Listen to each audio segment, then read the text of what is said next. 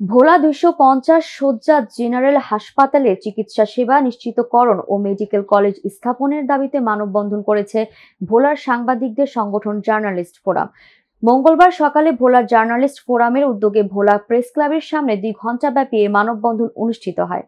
মানববন্ধনে জার্নালিস্ট ফোরামের সাংগঠনিক সম্পাদক ইয়ামিন হোসেনের সঞ্চালনায় সভাপতি শাহিন কাদেরের সভাপতিত্বে শুভেচ্ছা বক্তব্য রাখেন সাধারণ সম্পাদক মোহাম্মদ ইমরান হোসেন ও সহসভাপতি শাহরিয়ার জিলন। মানববন্ধনে জার্নালিস্ট ফোরামের দাবির সাথে একাত্মতা প্রকাশ করে উপস্থিত ছিলেন জেলা বিজেপির সভাপতি আমিরুল ইসলাম রতন, জেলা বিএনপির সাবেক সাধারণ সম্পাদক ও যুগ্ম আহ্বায়ক আলহাজ হারুনুর রশিদ টুরুম্যান, জেলা বিএনপির নেতা ও ক্রীড়া সংস্থার সাধারণ সম্পাদক আলহাজ ইয়ারুল আলম লিচন, জেলা যুব দলের সাধারণ সম্পাদক আব্দুল কাদের সেলিম, জেলা জিয়া পরিষদের সদস্য সচিব আকবর হোসেন, সদর উপজেলা জামায়াতে ইসলামীর আমির মাওলানা কামাল হোসেন, নাজিউর রহমান কলেজের সহকারী অধ্যাপক কামাল হোসেন শাহিন, মানবাধিকার কর্মী মুবাশশিরুল্লাহ চৌধুরী সহ আরো অনেকে। মানববন্ধন শেষে জার্নালিস্ট ফোরাম কর্তৃক প্রধান উপদেষ্টা বরাবর স্মারকলিপি প্রদান করা হয়েছে। ভোলায় একটি মেডিকেল কলেজ করার দাবিতে যে মানববন্ধন করেছে,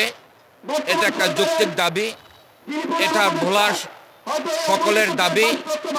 আমরা যদি পরিসংখ্যান বিশ্লেষণ করি, রাঙ্গামাটিতে মেডিকেল কলেজ হতে পারে, সুনামগঞ্জে মেডিকেল কলেজ হতে পারে, ভোলায় কেন হবে না?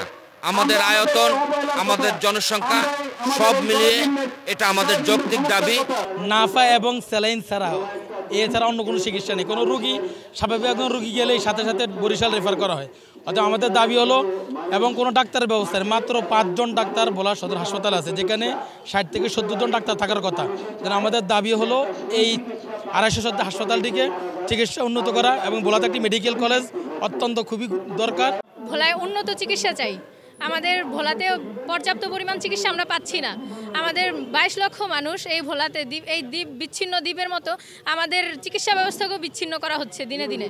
আমাদের ভোলাতে আরও ভালো চিকিৎসা চাই আমরা। আমাদের ভোলাতে মেডিকেল বিশ্ববিদ্যালয় চাই।